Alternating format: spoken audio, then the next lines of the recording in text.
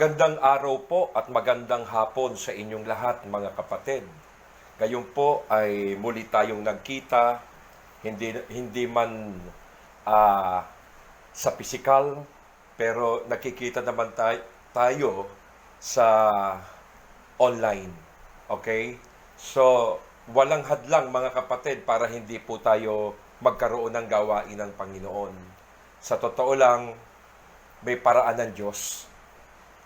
Wala man tayong paraan, pero may paraan ng Diyos. Kaya alam nyo, yung mga bagay na nakikita natin, yun po ay ginagamit ng Diyos para po maidugtong yung kanyang plano at layunin sa ating buhay.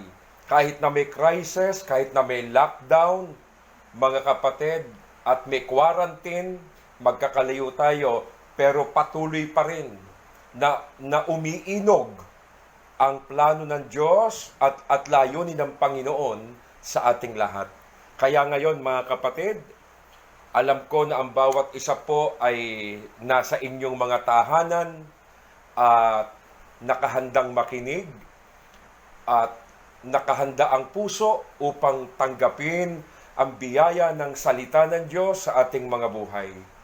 Kaya kumuntento lang po tayo, mga kapatid, sa ating mga kinauupuan, kinalalagyan ngayon, at patuloy nating pakalimiin at bulay-bulayin.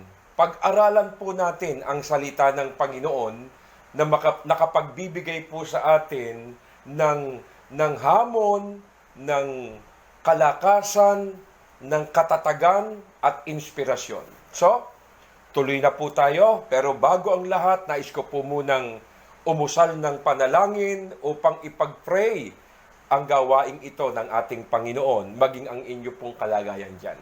Aming Ama sa Langit, Diyos na makapangyarihan sa lahat, kami po ay muling narito upang muling makapakinig ng iyong mga salita. Salamat sa mga pribilehiyo na ipinagkakaloob mo sa amin, Panginoon, bagamat ang daming hadlang, Panginoong Diyos, subalit hindi magpapahadlang ang gawain mo. Dahil ito, hindi mo papayagang hindi magpatuloy, Panginoon. Kaya salamat po dahil umeere ang salita mo sa lahat ng dako at marami ka pong ginagamit ng mga lingkod mo upang mapakain ang iyong mga anak ng salitang nagbibigay ng buhay. Salamat, Panginoon, sa pagkaing espiritual na bubusog ng aming kaluluwa sa mga oras na ito. Pagpalain mo ang aking mga kapatid na makikinig, pangunahan kami ng banal mong Espiritu Santo, at ikaw po ang manguna sa aming lahat. Pagharian mo kami, Panginoon, sa pangalan ng aming Panginoong Jesucristo. Ito po ang aming dalangin. Lahat magsabi ng Amen. Okay? So, tuloy na po tayo, mga kapatid, sa ating pong mga pag-aaral tungkol sa salita ng Panginoon. Gusto ko pong ipaalala sa inyo, narito na po tayo sa week 4. Okay? 4 weeks na po itong ating tinatalakay na pinamagatang The Attributes of God. The Attributes of God. So, sinisiris po natin to, yung katangian ng ating Panginoong Diyos, mga kapatid. Okay? Balikan natin ng kaunti lang, Week 1, the providence of God. Alam po natin kung anong laman po ng ating pinag-aralan tungkol po doon sa providensya ng Panginoon, na ang Diyos ay nag-iingat, na ang Diyos ay gumagabay at nangangasiwa sa lahat ng bagay, higit sa lahat sa ating mga tao. Week 2, the benevolence of God. Yung kabutihan ng Panginoon Diyos, mga kapatid. Pinag-aralan po natin yan. The goodness of God, kung inyong nasasariwa sa inyong mga kaisipan. At yung ikatlo, week 3, the transcendence of God. Yung ang Diyos ay nandoon sa kataas-taasan, mga kapatid. Na God is beyond, na kung wala na po tayong lalapitan, mga kapatid, meron pa sa dako pa roon. Dahil dito sa mundong ito, lahat limitado. may limitasyon, may hangganan, may dulo. Pero pag umabot tayo sa tuktok, mga kapatid, at walang-wala na tayong pag-asa, huwag kang mag-alala because God is beyond. Meron pa pala sa dako pa roon. Okay? So, ngayon, ang ating tatalakayin, week 4 na po tayo, mga kapatid, the immanence of God. Bahagi pa rin po ito, mga kapatid, ng attributes ng Panginoon, yung katangian ng Diyos. Naku, napakalawak po, mga kapatid. Napakasarap pag-aralan ng Panginoon. Kung gusto natin siyang paglingkuran, pag-aralan mo siyang mabuti. Para lahat ng gagawin mo to glorify God. Lahat ng gagawin mo, the best. Hindi sumusuntok ka sa hangin. Hindi mo natitiyak tatanggapin kaya ng Diyos? Okay na kaya iyon? Tama na kaya iyon? Di ba? Medyo nag-iisip tayo kung yung ginagawa natin ay katanggap-tanggap sa Panginoon. Pero, kung kilala natin ang Diyos, mga kapatid, walang pag-aalilangang magagawa natin ang lahat ng bagay ayon sa tugma ng kanyang attributes, ng kanyang katangian. Hindi natin iraraos yung ginagawa natin kasi alam natin na kung ano lang yung tinatanggap ng Diyos at hindi niya tinatanggap. Kaya mahirap maglingkod sa Diyos na hindi kilala. Okay? So, the immanence of God. Alam nyo ibig sabihin ng immanence? God is near and God is here.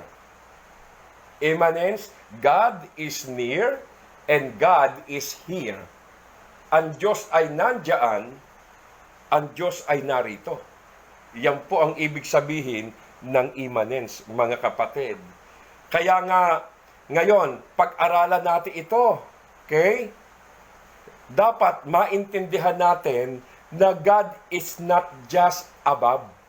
Na ang Diyos ay hindi lang nasa itaas, transcendent.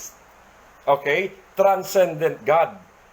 Dapat maintindihan natin, God is immanence din. Hindi lang nasa taas, nasa ibaba pa rin. Narito sa ating paligid, mga kapatid, nariyan lang. So, pwede pala yun. God is transcendent and God is far above and God is immanent. God is far above and God is immanent. Pwede pala yun. Maganda yan, pag-aralan. Mahalaga, dapat maintindihan natin to kasi baka malito po tayo, mga kapatid. Malilimitahan po natin ang Diyos kung malilito tayo. Kasi ito yan, maaaring sabihin mo sa akin, Pastor, di ba sabi mo nung nakaraang linggo, yung transcendent God, yung God is beyond, ang Diyos nasa itaas. Pero ngayon, sinasabi mo, Pastor, ang Diyos ay narito rin. Ano ba talaga ang totoo? Parang magkakontra. Mga kapatid, ang Panginoon, hindi siya kagaya ng tao. Tandaan ninyo hindi kagaya ng tao, Panginoon. Ang Diyos, pwede po na sabay-sabay, mga kapatid, na naroon siya sa iba't ibang lugar. Ito, ang Diyos ngayon nasa Pilipinas. Pero siya rin yung Diyos na nasa Amerika, nasa Indonesia, nasa Japan, nasa kalawakan, nasa universe. Because God is powerful God. Yung po yung katangian ng Diyos, yung attributes, na kahit sabay-sabay na nasa iba't ibang lugar, yung pa rin ang Diyos na narito sa lugar na ito. Na nariyan sa lugar mo ngayon, mga kapatid. Because God is everywhere. Maniwala po tayo ron. Lahat nakikita ng Diyos, lahat nandoon ng Panginoon, mga kapatid. Kaya kung sa tingin mo kontra, hindi po yan kontra. Para po sa Kanya, normal lang po yan, mga kapatid. Because God is sovereign. Powerful ang Diyos. Kaya kung pinag-uusapan natin, ang Diyos malayo, in the same time, kailangang maintindihan din natin na ang Panginoon ay Diyos na malapit din. Diyos na malayo at Diyos na malapit. Para may kapanatagan tayo. Baka sabihin natin, wala dito ang Diyos nandoon. Kasi may mga tao, kapag nagsimba, mga kapatid, paglabas ng simbahan, naiiwan nila ang Diyos. O kaya sa loob ng bahay, pag alis nila ng bahay, magpe-pray, paglabas nila, hindi na nila kasama ang Diyos. So nakakalito talaga yan. Kaya kailangan malaman natin yung attributes, yung katangian ng Diyos, para po mapanatag ang ating kalooban na kailanman ang Diyos hindi tayo iniwan at hindi tayo pinababayaan. Sapagkat kahit saan tayo naroon, God is with us. Praise God, mga kapatid. Kasi, alam nyo, that is the mystery of God. Ang Diyos kasi masyadong misteryoso, mga kapatid Mahiwaga ang Diyos. Pero gusto ko magkaroon tayo ng picture dito kung paano ba ang kombinasyon, yung combination ng topic nating week 3 at week 4. Gusto kong bigyan ng combination para hindi po tayo nalalayo na iba yung nakaraan, iba yung ngayon. No! Mga kapatid, transcendent of God at immanent of God. Pagkukumbine natin sila. Okay? At alam nyo mga kapatid, sa panahong ito, dapat lang talagang makilala natin ang Panginoon. Totoo po yan sa panahong ito. Dapat lang talaga makilala mo, Panginoon. Kasi pag hindi natin makikilala talaga ang Panginoon, lalo na po sa panahong natin ngayon, na kung titingin ka sa paligid ay kawalan ng pag-asa, nakapanghihina, na sa bawat hakbang mo may bagabag, sa bawat paligid may takot, sapagkat hindi natin alam kung nasaan talaga ang kalaban. Mga kapatid, kaya kung hindi mo kilala ang Diyos, mananatili sa atin yung anxiety, yung worry. Okay? Mananatili po yung kabagabagan, pag-aalala. Kaya nga, dapat na makilala natin ang Panginoon. Ako, yun din po ang hangarin ko, mga kapatid At yun din po ang prayer ko. Alam nyo, prayer ko, Lord, I want to know you more. Kahit na pastor na po ako, mga kapatid, gusto ko pa rin makilala ang Diyos. Kasi habang narito tayo sa mundong ito, patuloy pa rin nating saliksikin ang kaalaman tungkol sa Panginoon. Kasi very broad. Napakalawak po, mga kapatid. Ako nasasarapan akong pag-aralan ang tungkol sa katangian ng Diyos at saka yung attributes niya. Gustong-gusto kong pag-aralan, alam niyo kung bakit? Dahil gustong-gusto ko siyang paglingkuran. Kaya gusto kong pag-aralan para malaman ko kung ano ba talaga yung kanyang kailangang gawin, yung kanyang gustong gawin ng mga tao para sa kanya. Okay? Paano masasabing gusto ng Diyos yung ginagawa mo sa kanya? Paano malalaman? Dapat kilala mo siya. At alam mo yung ginagawa mo, katanggap-tanggap po sa Panginoon, mga kapatid. So, kung paanong nakikinig tayo sa mga doktor para po sa ikagiginhawa, ikabubuti ng ating katawang lupa, kasi tayo nagpapa-check up tayo sa doktor, nakikinig naman din tayo, lalo na ngayon, mga kapatid, na sinasabi ng doktor na yung tinatawag na distancing. Kasi alam nila yan na yung layo at lapit ng kapahamakan sa'yo. Kung nakikinig tayo sa doktor para sa ikabubuti ng ating katawan, makinig din tayo sa pastor sa ikabubuti ng ating kaluluwa. Amen po ba? Okay, so ang ating teksto, babasahin na po natin, mga kapatid. Okay, Gawa 17:24 hanggang 28. Medyo 4 na verse lang. Gawa 17:24, ang Diyos na gumawa ng sanlibutan, siya po yung gumawa hindi po tao. At saka may gumawa, hindi katulad ng atheist, Big Bang. Walang gumawa, biglang sumabo ang isang bagay. Ang Diyos ang gumawa ng sanlibutan At lahat ng naririto ay ang Panginoon ng langit, transcendent ng lupa, immanence. Siya po. At hindi naninirahan sa templong ginawa ng tao. Alam niyo yung templo, yung church, hindi naman po dun naninirahan ng Panginoon So, naninirahan ng Panginoon sa templong ginawa niya. Kasi may templong ginawa ang Diyos. Ano yon? Yung katawan natin. Yung ating body. Yung katawan po natin, we are a mystical body of Christ. Ito po yung iglesia niya. Kaya sabi po ni Pablo, hindi ba ninyo alam mga kapatid, the book of 1 Corinthians 3:16, na ang inyong katawan ay templo ng Espiritu Santo. So ito pala yung templo. Kaya hindi siya naninirahan sa templo na bato, kahoy, o tisa, kung ano mang klaseng materyales ang ginamit diyan sa templo na yan. Hindi po siya diyan naninirahan. Naninirahan siya. Take note huwag niyo kalilimutan, sa katawan mo, sa puso mo. Doon siya nakatira. Okay? Hindi rin siya nangangailangan ng anumang tulong o paglilingkod ng tao.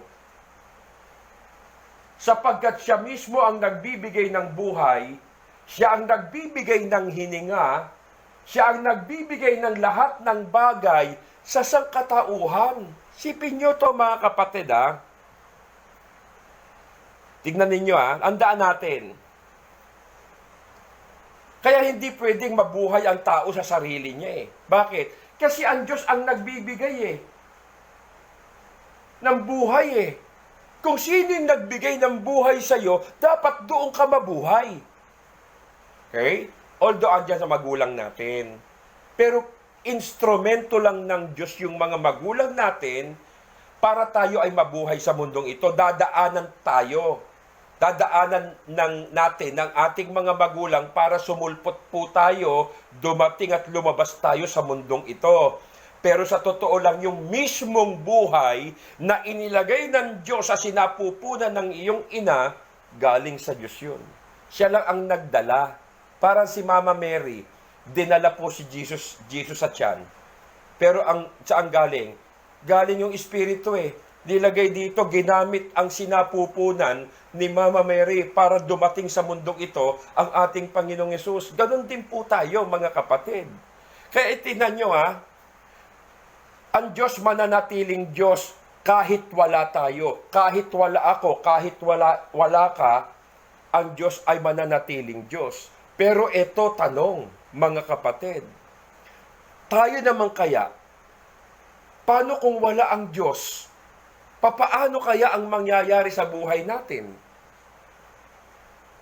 Ang Diyos kahit wala tayo, Diyos yun tayo kung wala ang Diyos, ano na tayo?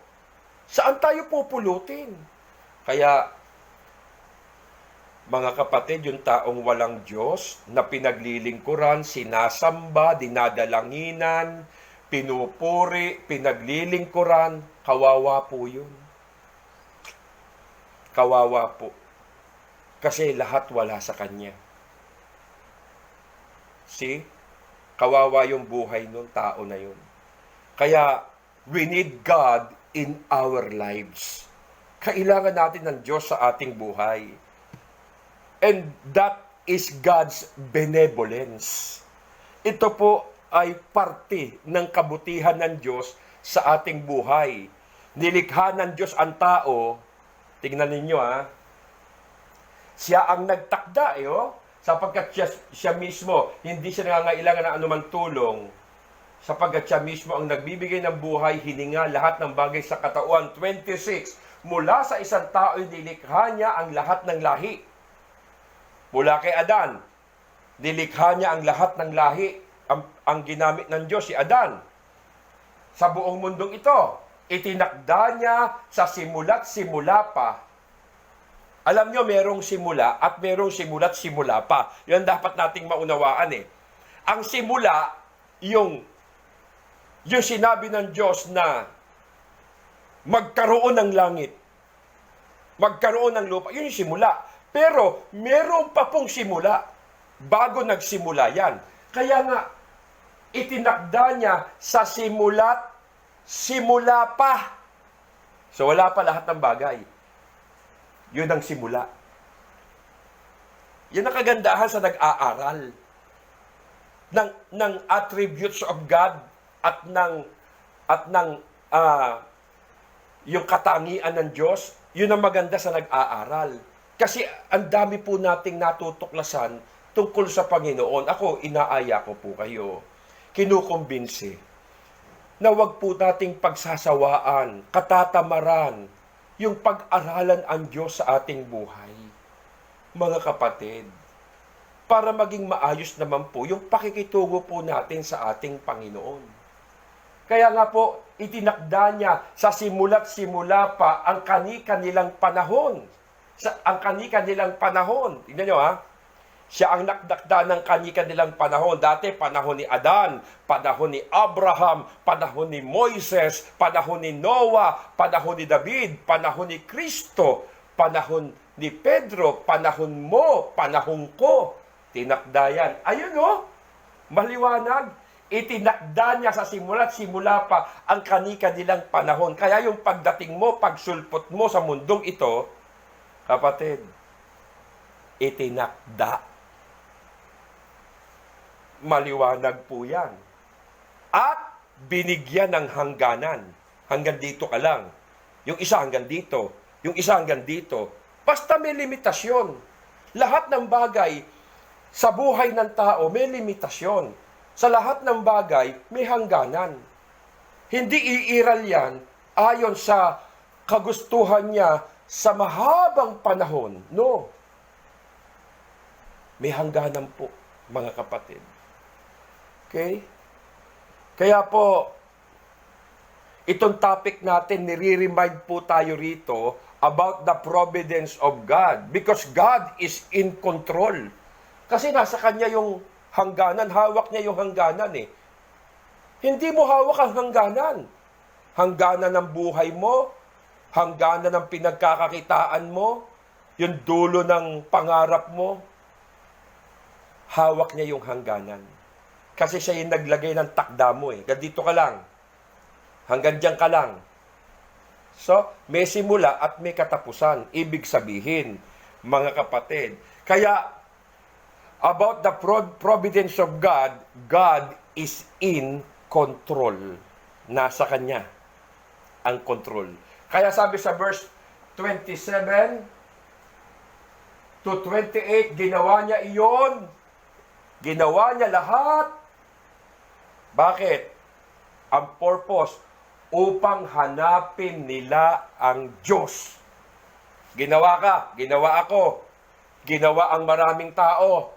Sino hinahanap? Diyos ba? Ginawa ko, ginawa ka, ginawa ang sino mang tao upang hanapin nila ang Diyos. Baka sakaling sa kanilang paghahanap, siya ay matagpuan nila. Baka sakali. Kasi may mga taong hindi mapaghanap talaga eh. Ang ginagamit sa paghahanap, bibig. Hindi makikita ang Panginoon. Gamitin mo puso, matatagpuan mo siya. Pero pag ginamit mo isip mo, kapatid, imihinasyon, gagawa ka lang ng Diyos mo. Matatagpuan kaya natin siya pag hinanap natin? Ang totoo, hindi naman siya talagang malayo. Yung immanence of God sa bawat isa sa atin. Hindi siya malayo sa iyo. God is here. God is near. Di siya malayo sa'yo. Nandyan lang siya. Tandaan mo kapatid, hindi siya malayo sa'yo.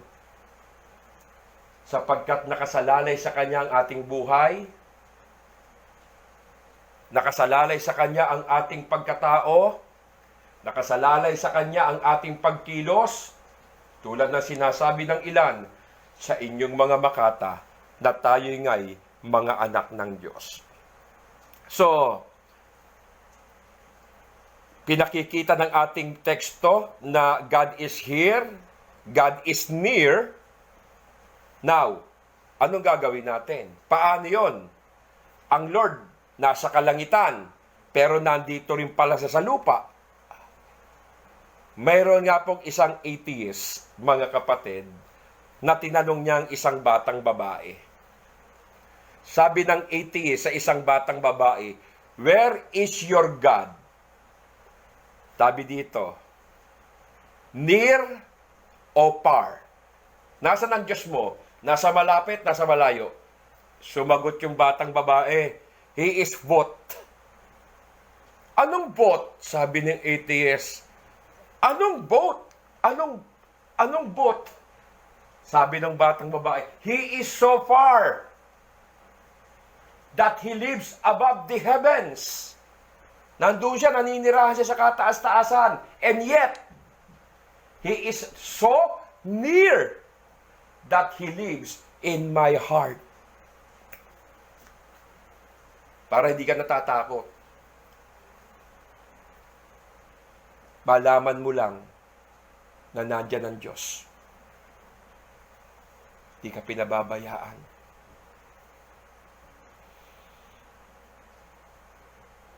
Di ka nag-aalala. Di ka nangangamba. Para malaman mo lang, malapit lang sa iyo ang Diyos. Because God is near and God is here.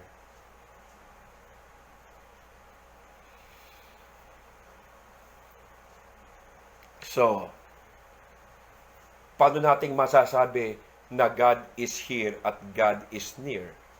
Tama ito, yung sinabi ng batang babae. Yes.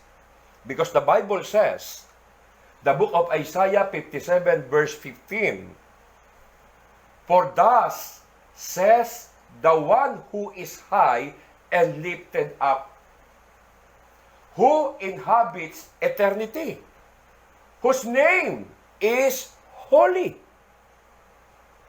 Yan nyo ha. Nandoon siya sa kataas-taasan, sa walang hanggan. Ano pangalan niya? Kabanal-banalan. Nandoon siya. Take note ha, mga kapatid. Tingnan ninyo, nandoon ang Panginoon.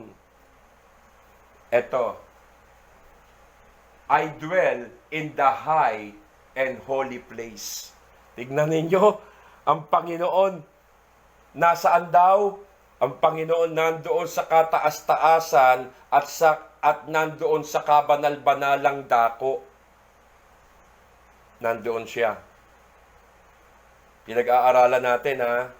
Kasi one day, uuwi na tayo sa Kanya. Kung di mo siya kilala, paano ka po kalulugdan ng Diyos? So, tutuloy ko pagbasa. Nandoon siya sa holy place, mga kapatid. "I dwell in the high and holy place." Ito maganda, oh. "And also with Him who is of a contrite and lowly spirit, to revive the spirit of the lowly, and to revive the heart of the contrite." Yun ang maganda ron. "Nananahan din ako sa Kanya na may mababang kalooban, mababang espiritu." So nananahan din pala siya. Andun ako sa kataas-taasan. Sa Diyos na galing yan. Andun ako sa holy place. Nandun ako, pero naroon din ako sa isang taong may mababang kalooban. Kaya kung sasabihin po natin, Pastor, sabi mo, ang Diyos nasa taas, narito rin, nasa akin din. Bakit hindi ko siya maramdaman? Tanungin mo sarili mo, kapatid. Meron ka bang humble spirit? Meron ka bang takot na espiritu? May takot ka ba sa Kanya? Kasi ang Diyos nananahan sa mga taong may takot sa Kanya. How is God both so on high? Titigan natin mga kapatid. How is God both so on high, so beyond us? Nandoon siya, nasa dako pa roon, and at the same time, so near us. Bakit? Because He is the Almighty God. He is the Most High. He is the Holy God and the only wise God. Asa Kanya lahat, mga kapatid. Yun nga ang patuloy kong ipinapasok sa isip at puso po natin, mga kapatid. Patuloy ko itinuturo sa inyo. Gusto ko makilala natin ng lubusan ng Panginoon. Lubusan. Okay? Para maging makatotohanan ang ating relasyon at pakikipag-ugnayan at pakikitungo sa Diyos. Hindi tayo plastic sa prayer. Hindi tayo plastic sa worship. Hindi tayo plastic sa pakikinig ng salita ng Diyos, sa paglilingkod. Kahit na walang nakakakita sa atin, alam natin kung paano tayo humarap sa Panginoon. Alam natin yun na hindi tayo nagkukunwari.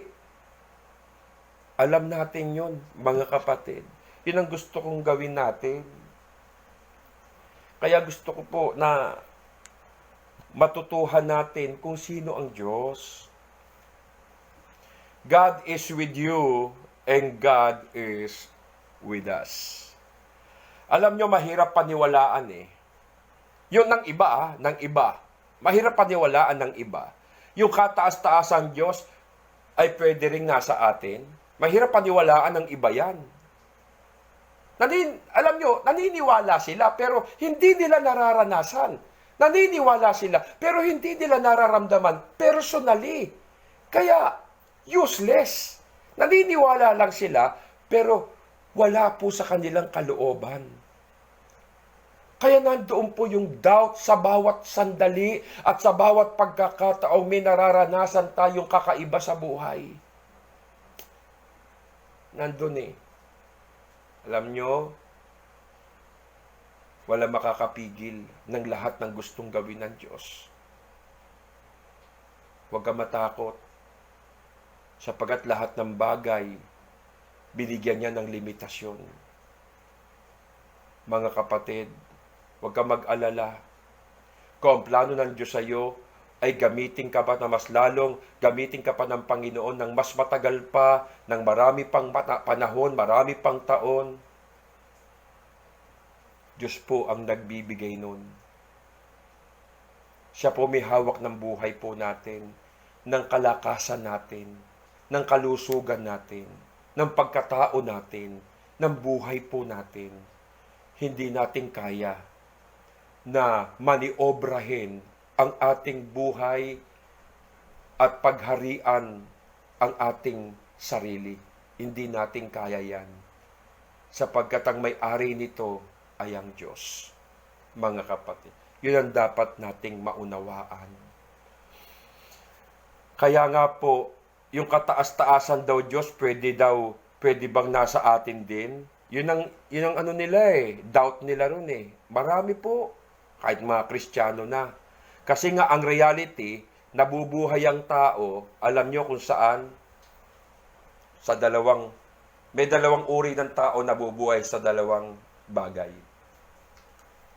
Physical world and spiritual world. physical word, ito po yung realidad na meron tayo ngayon. But, meron tayong spiritual dimension or spiritual word. Kaya lang hindi nauunawaan ng iba na meron lang siyang physical word. Dapat both. Meron tayong physical and then meron tayong spiritual. Hindi pwedeng mabuhay ang tao sa puro katawan. Kapatid, no. Dapat meron din tayong spiritual life. Hindi lang physical. Kaya ito problema eh. Tignan ninyo ha. Ito malaking problema sa marami pong naniniwala sa Diyos. Pero wala po nito. Unang Korinto 2:14 hanggang 15. Babasahin natin. Sapagkat ang taong hindi nagtataglay ng spiritual world, spiritual life. Tingnan nyo, kapagkat ang taong hindi nagtataglay ng espiritu, wala sa kanya yung Diyos, ay hindi kayang tumanggap ng mga kaloob mula sa Espiritu ng Diyos. Pansinin nyo, sa church, walang ministry. Wala. Simba uwi. Pakinig lang. Okay lang kung bago lang yan eh. Eh paano kung taon na? 3 years, 2 years, 3 years, 4 years, 10 years, 15 years? Wala pang gift of the Holy Spirit. Walang kaloob. Kapatid, delikado yan. Kasi, ang tao na hindi nagtataglay ng Espiritu, walang ministry. Ayaw niyang gampanan yung calling niya. Hindi niya kayang tumanggap ng gift of the Holy Spirit, ng fruit of the Holy Spirit. Hindi. Mula sa Espiritu ng Diyos, wala siyang kaloob. Although may kaloob siya, okay, meron namang kaloob, mga kapatid, may gift. Akala niya, may gift niya yun, para talent lang pala. Teka muna. Dapat maunawaan po natin yung talent at saka gift. Okay? Kasi meron tayong talent na minsan ginagamit natin sa church, sa gawain ng Panginoon. Pero, wala doon ang puso mo. Wala doon ang desire. Wala doon ang burden. Kaya ang daling iwanan. Ang daling isa-isang tabi. Ang daling absinan. Ang daling gawan ng dahilan. Pero, kung yung gift meron ka, dahil meron kang espiritu, meron kang gift, kapatid, hindi ka papayag na magdahilan, na magkulang. Alam mo yun Sisikip ang dibdib mo Kakapusin ka ng hininga. Bakit? Yun kasi ang buhay mo. Bilang spiritual na tao, mga kapatid, nasa iyo ang gift. Umiiral yan. Yan ang hininga mo Yan ang buhay mo Pag nagkulang ka dyan, kinakapos tayo ng hininga. Kasi yan ang buhay mo. Alisin mo sa ministry yan, yung may gift, mamamatay yan. Iiyak yan. Hahagulgul yan. Yes. Ito ang bumubuo ng buhay niya. Ito ang nagbibigay sa kanya ng joy, contentment, satisfaction bilang isang Kristiyano na merong gift of the Holy Spirit. Dahil alam niya yun ang nakapagbibigay sa kanya ng kaluguran sa Diyos. Pansinin niyo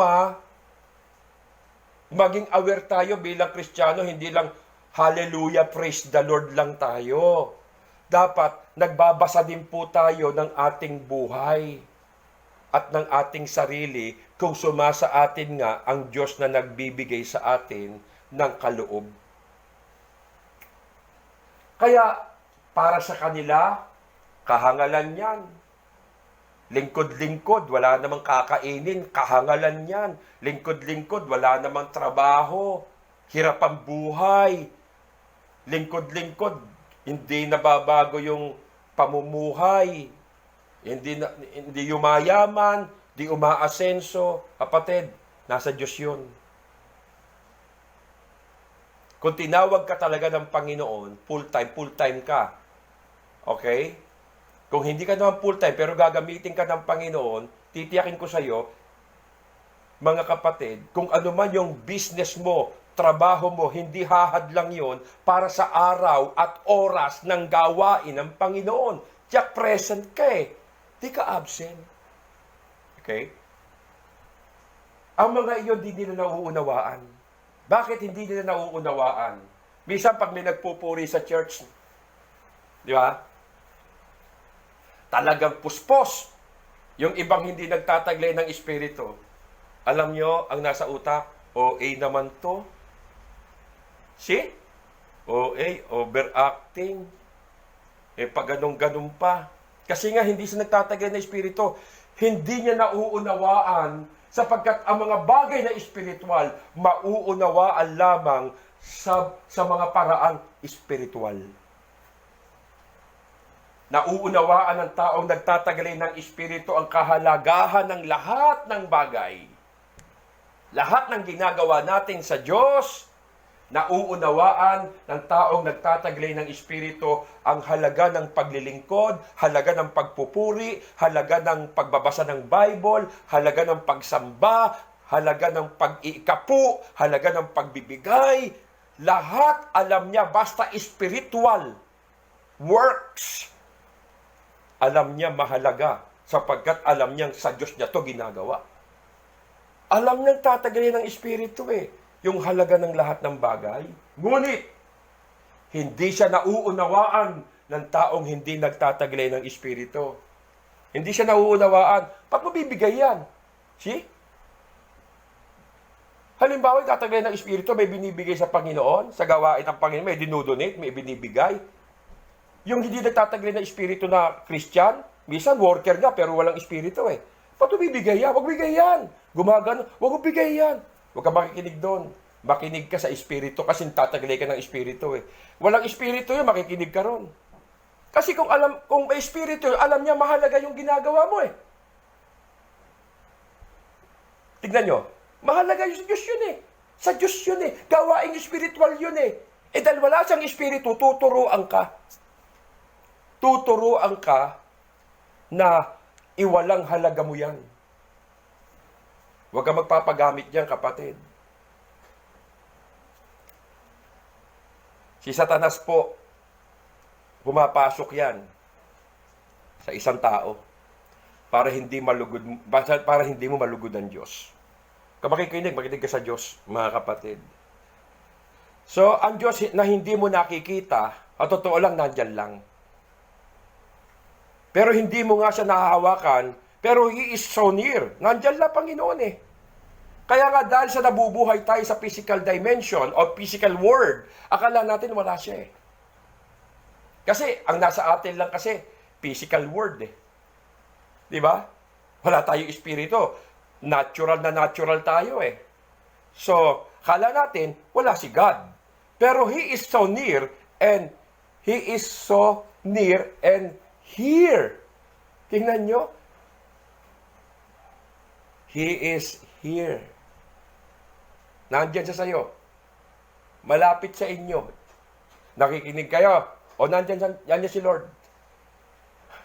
Kaya nga, para maintindihan natin, mga kapatid, God is beyond and yet God is here and God is near. Listen.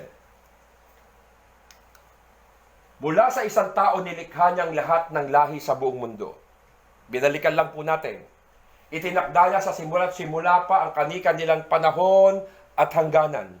Tinakda before the foundation of the world, talagang nag-create na ang Diyos, lumikha na siya ng mga plano, layunin sa kanyang isipan, lahat ng takda, lahat.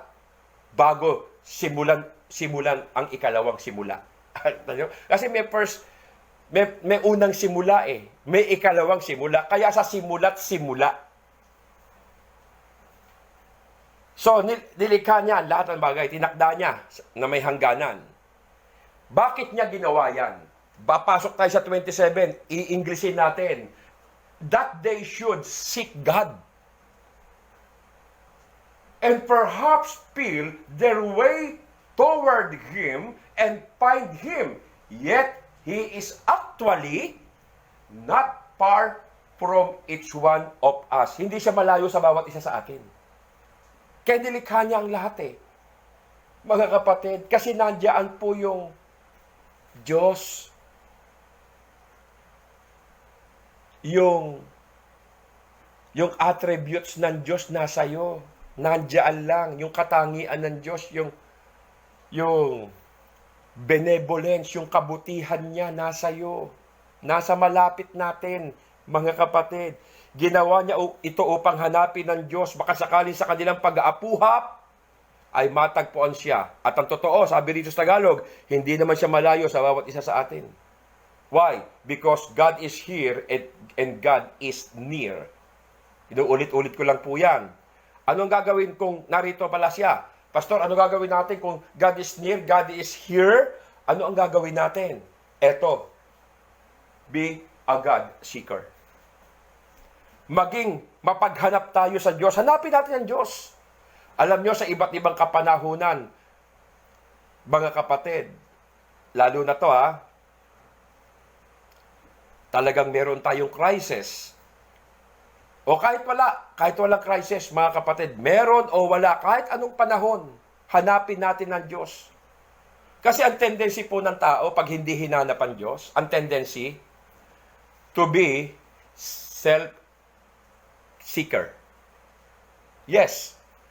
Pag hindi niya hinanap ang Diyos ng tao, ang hahanapin niya, sarili niya. Magiging selfish.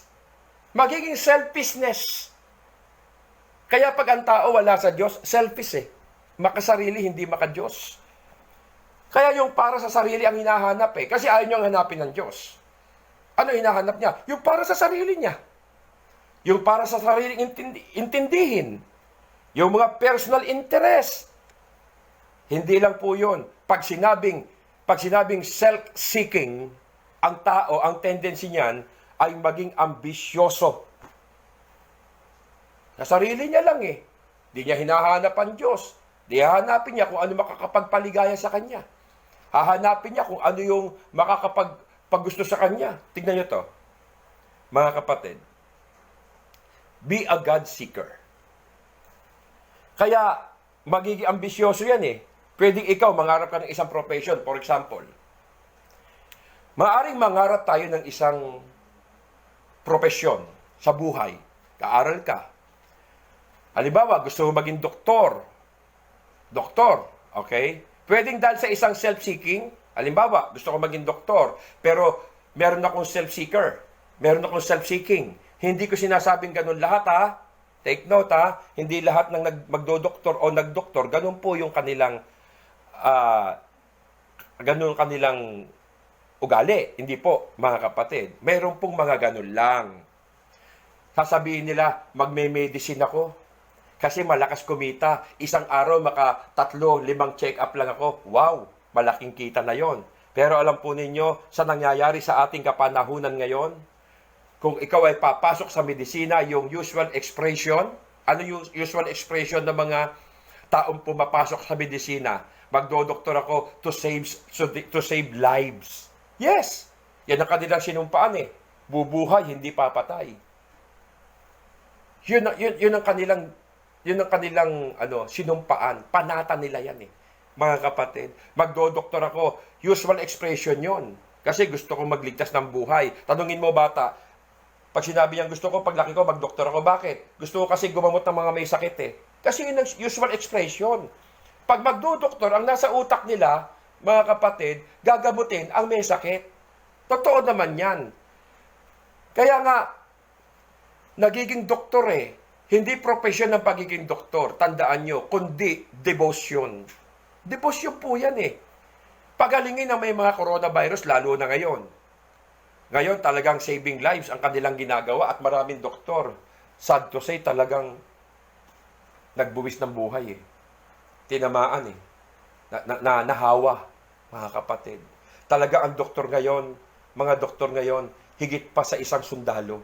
Buti pa yung sundalo na pag nakikipaglabang, kita niya kaaway niya eh. Pinuputokan niya. Eto kapatid, hindi kita eh. Ng doktor kung sino yung kaaway niya eh. Kung nasaan eh. Hindi niya alam kung saan papasok eh. Kung tatamaan siya o hindi. Kaya ngayon ang doktor, isa't kalahati ng paa niya nasa hukay. Kalahati na lang ang natitira sa kanya. Pag-pray natin ang mga doktor, mga nurse, mga kapatid.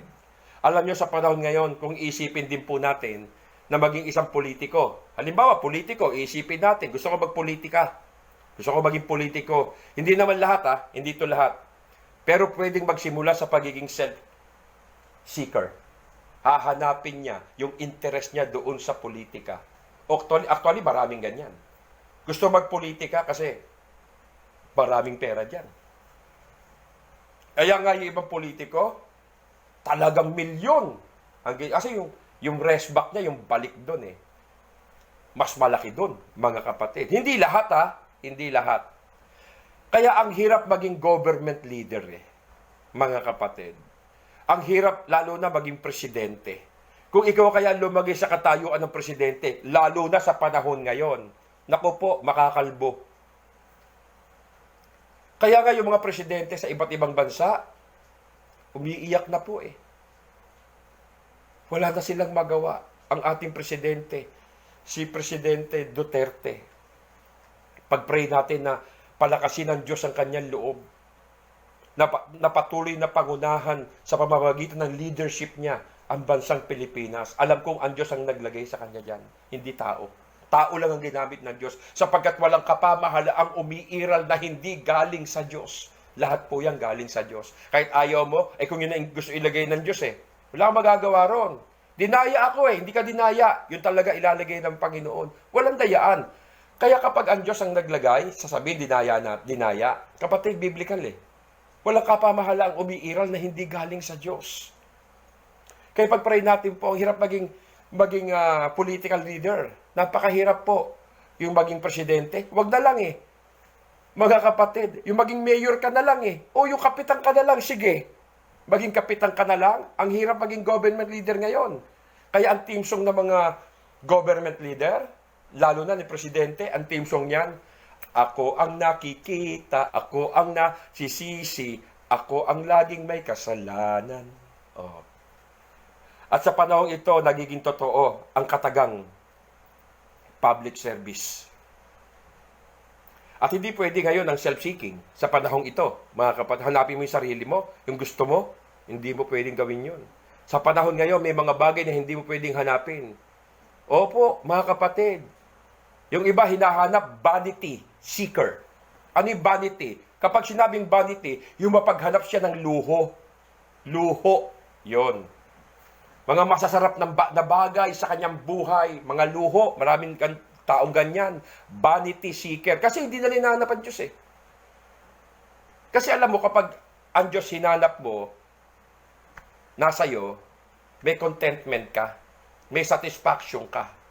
Sapagkat nakamit mo na ang lahat pinakamahalaga sa lahat Pero pag wala ang Diyos, parang may hinahanap ang tao na kahit natagpuan niya na, meron pa rin siyang kinauuhawang hanapin.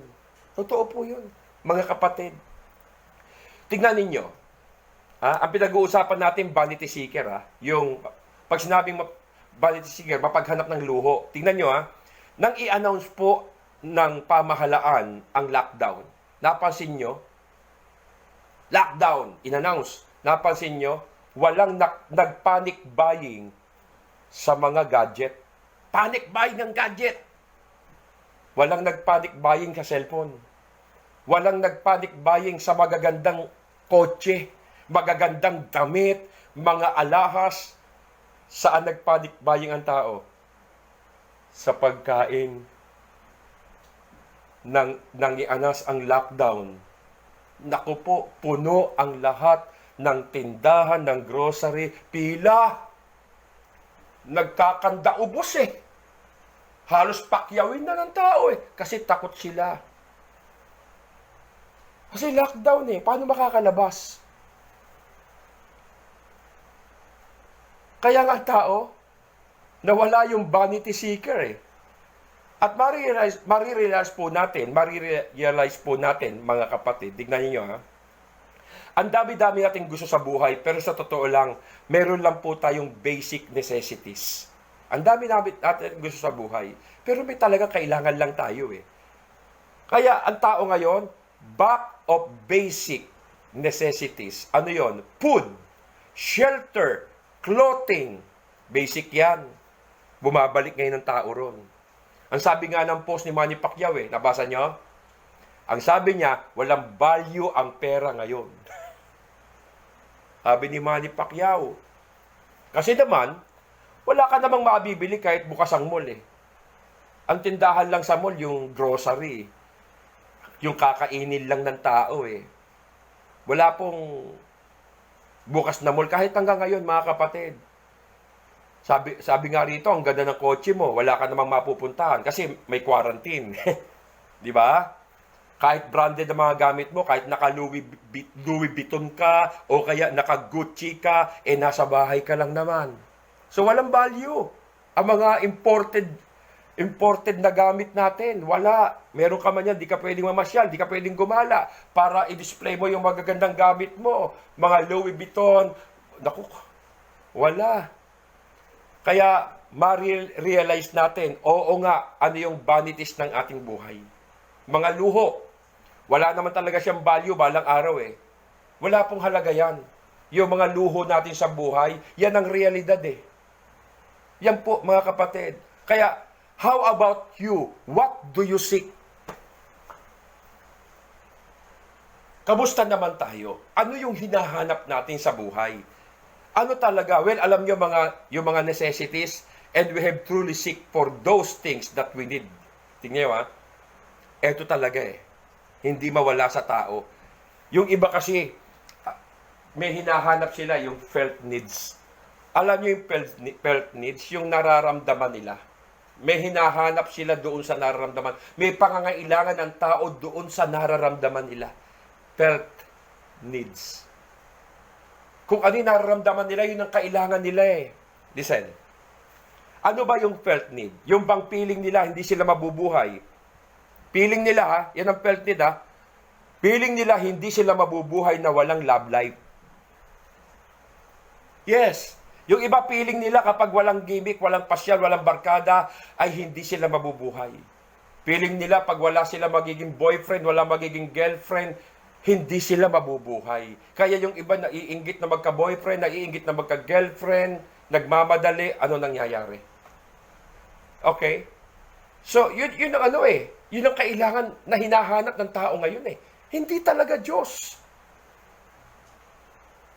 Yan yung mga felt needs ng iba eh. Yung iba kapag nakikita yung mga girlfriend, boyfriend nila, hindi nila kayang mabuhay. Mabuhay, mga kapatid, kung wala sa kanilang paningin yan. Yung iba nga, mga relationship ngayon, sabi nila, LDR tayo ngayon ha. Anong LDR? LDR, lockdown relationship. Yun ang LDR, hindi long distance, no? Lockdown relationship. Ngayon, nakikita natin yung mga bagay na gustong-gusto natin. Nakikita natin yan. Ay, oo nga, di mo ba na-realize na pwede palang mabuhay na walang, ngayon, na-realize natin, pwede palang mabuhay na walang gala. Kasi lockdown eh. Oh, pwede palang mabuhay na walang toma. Pwede palang mabuhay na walang tropa, walang barkada, walang gimmick. Pwede palang mabuhay na walang jowa. Kasi nga, mga kapatid, wala kang magagawa eh. Kung sinasabi mo noon, di ka pwedeng mabuhay, hindi ka pwedeng mabuhay, hindi tayo nakikita. Kapatid nga, hindi kayo nakikita. So, na-realize mo, pwede palang mabuhay na hindi kayo nakikita. See? Nakikita natin ngayon. So, yung iba, akala nila hindi sila mabubuhay na naka-stay sa bahay. Kasi Makati pa eh. Saan sa pupunta? Ngayon, bawal umalis ng bahay kasi lockdown. Hindi ka makakapunta sa lugar na gusto mong puntahan. Gusto mong punta dito, gusto mong pumunta ron, gusto mong pumunta kay ganito, kung gusto mong punta sa ganon, kay ganyan. Hindi mo nga magagawa yun, mga kapatid. So, sinasabi natin ngayon na pwede pa mabuhay na naka-stay sa loob ng bahay. So, kaya pala. Sabi mo noon, hindi. Di ko mabuhay na hindi tayo nakikita, bebe. May mga ganun, di ba? Hindi ko kaya mabuhay na walang ganito, walang ganon. Kaya mo. Bakit ngayon? See? Minsan sinasabi natin sa buhay na ito, kailangan dapat ganito ang sitwasyon ko. Ang tawag diyan, felt needs. Ganito kalagayan ko, gusto ko ganyan ang mararanasan ko, mararating ko. Pero meron din tayong mga real needs. Huwag natin kalilimutan. Although meron tayong felt needs, meron din tayong real needs. Ano yung real needs natin? Yung sinasabi natin basic.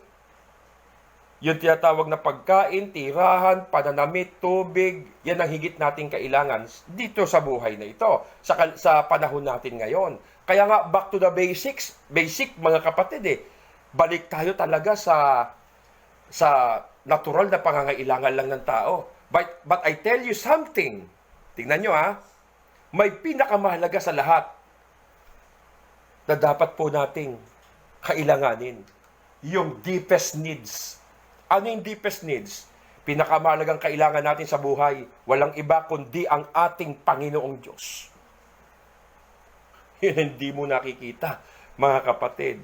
Yun ang pinakamahalagang kailangan natin Hindi yung felt needs, hindi yung real needs lang Oo, nandyan yan.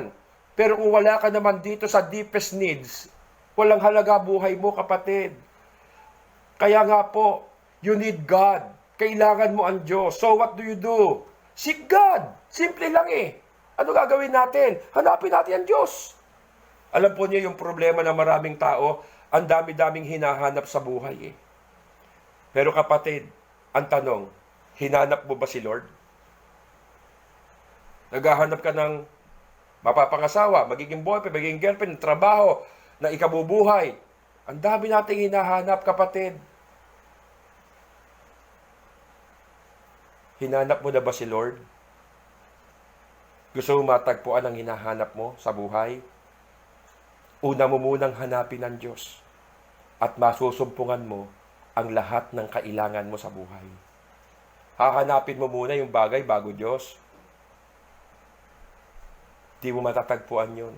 Seek ye first the kingdom of God and His righteousness, and all these things shall be added and added and added unto you. Matatagpuan mo po yun. Ito, alam nyo ba itong larong ito? May illustration ako hide and seek. Yung tago-umpong, sa Tagalog, tago-umpong, taguan-pong. Yan. Taguan-pong yan Yung ginagawa natin ng mga bata pa tayo, ano ba ginagawa natin? Pag sinabing hide and seek, lalo na kung magandang panahon, maganda ang kalangitan, may buwan. Nung araw po, kasi bata pa ako, yan po ang mga paborito kong laro, hide and seek, taguan-pong. Kaya kapag sinabing hide and seek, kasi kung tutuusin, yung hinahanap mo, nandyan lang naman Di ba? Halimbawa, yung taya, nakaharap dito sa puno, bibilang.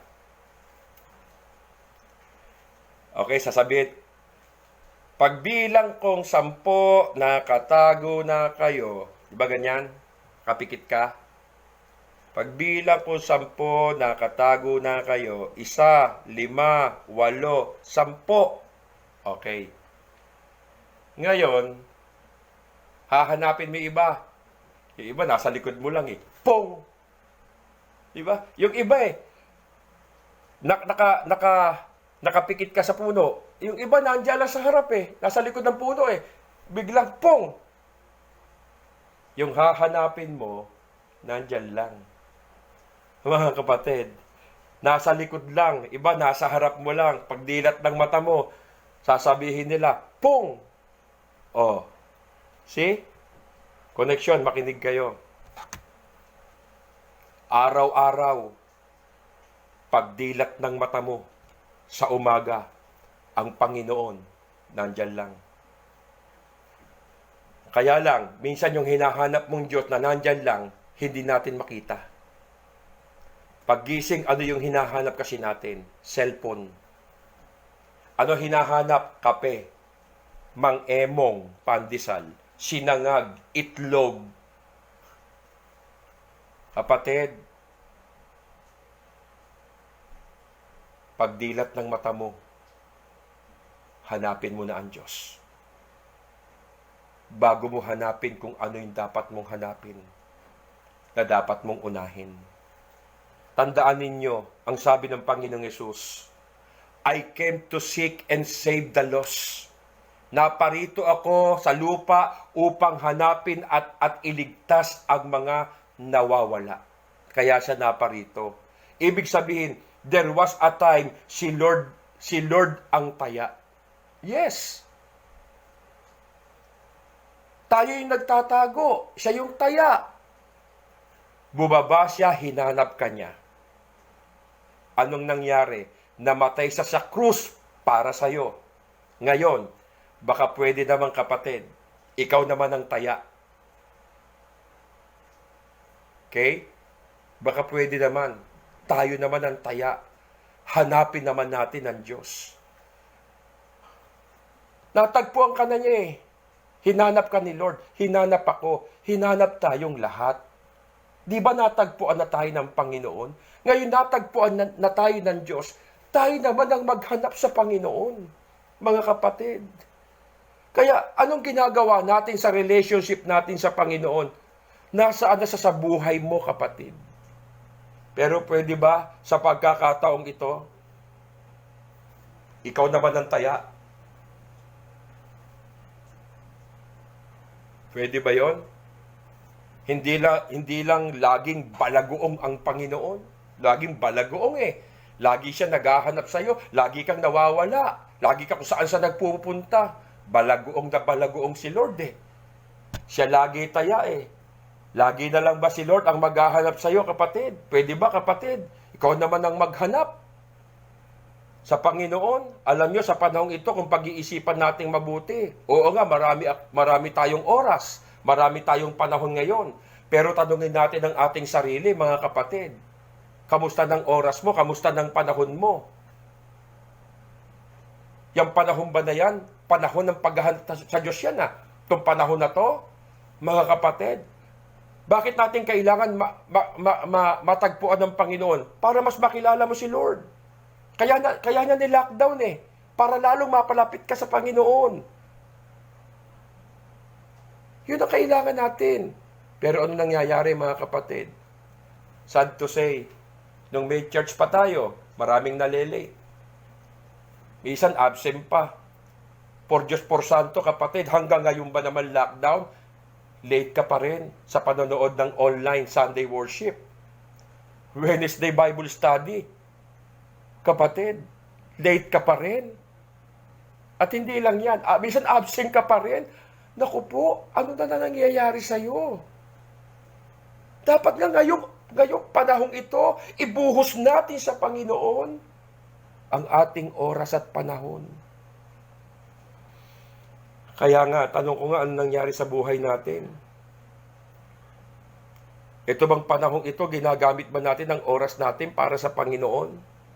Nung walang quarantine, wala tayong magawa para kay Lord eh. Di ba? Nung walang quarantine, may mga Kristiyano, wala namang nagagawa sa Panginoon eh. Ngayong may quarantine na nga, wala ka pa rin nagagawa kay Lord. Hindi na issue yung time dyan, kapatid. Kung nung panahong wala pang quarantine, wala kang panahong mag-pray, wala kang panahong magbasa ng Bible, yung devotion mo, lagi kang nagmamadali. Tapos ngayong may quarantine, nagmamadali ka pa rin eh. Hindi mo pa rin mabigyan ng oras ang Diyos sa iyong pananalangin eh. So, issue ba talaga ang time? Issue ba yung busyness? No. Para sa akin dyan, hindi issue yung time. Hindi issue busyness, mga kapatid. Ang issue dyan, wala kang time. Ang issue dyan, wala ka ng love. At ang issue dyan, wala ka ng passion para sa Panginoon. Yun ang issue. And that is true. Totoo po yan. Alam nyo sa panahong ito, maganda, let us seek God. Sa panahong ito, let us seek God. So, ngayon, quarantine, masasabi natin mas marami tayong natututuhan sa Panginoon. Kung talaga nakikinig ka. Kung sinusubaybayan mo yung mga aral natin. Yung mga mensahe ng Panginoon, every Sunday, every Wednesday, kauhawan mo yan, panabikan mo yan, kapatid. Okay? Dapat pag Sunday, excited ka na. Pag Wednesday, excited ka na dahil may mga bagong kapahayagan ng Diyos sa ating buhay. May mga bago tayong matututuhan, malalaman, at matutuklasan. Ayaw mo ba nun? Mga kapatid? Oh. Kaya itong panahong ito, nakakwarantin tayo, kung talagang sinusunod natin, talaga na hanapin ng Diyos, mas marami tayong natututuhan sa Panginoon. Totoo yan. Mas mamahalin mo Panginoon ngayon eh. Mas magiging malapit ka pa sa Panginoon nga ngayon eh. Kasi po, minsan ang problema po natin, alam po ninyo, eto problema. There are so many believers who miss church, but do not miss God. Totoo yun. Marami pong mga believers, mga Kristiyano, ang namimiss yung church, pero hindi nila na-miss ang Diyos. Ano mo hanapin ng Diyos? Kung hinahanap mo lang sa church, hinahanap mo yung worship at fellowship lang natin, ang hinahanap natin, yung lugar lang ng church, yung churchmate natin, although mahalaga po yung worship together. Hindi ko sinasabing hindi mahalaga. Yung fellowship mahalaga yan, ginagawa natin sa church, mahalaga po yan. Yung kapatiran natin, miss natin sila, mahalaga po yan. Pero in time like this, mga kapatid, magandang magsaliksik tayo ng sarili natin sa Panginoon. Sino ba ang nakakamiss ng churchmate? Siyempre tayo lahat eh. Yung fellowship. Pero ang tanong, si Lord ba na mismo?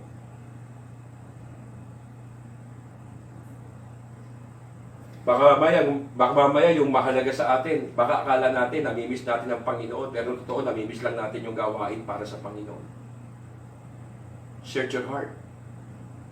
Tanungin mo sarili mo, namimiss mo ba yung gawain ng Panginoon? Sekundary lang yan, kapatid. Dapat ang mamiss mo, Panginoon. Panginoon at Panginoon.